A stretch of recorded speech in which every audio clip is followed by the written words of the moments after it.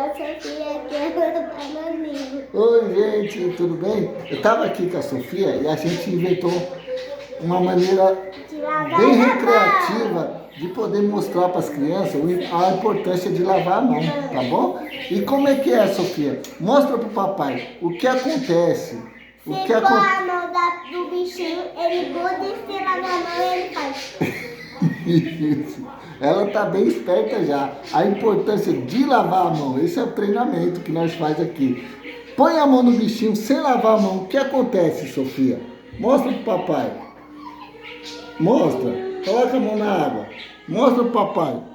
Eita, o bichinho gruda na mão, né? Se não lavar a mão.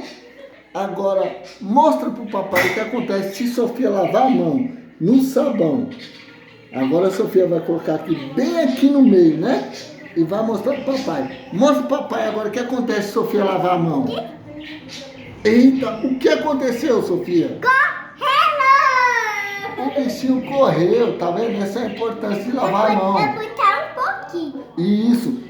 Se lavar a mão, o bichinho corre. E se não lavar, o bichinho pega, né, Sofia? E Ei, come toda a cara. beijo, tchau, até a próxima. Próxima. Tchau. Like.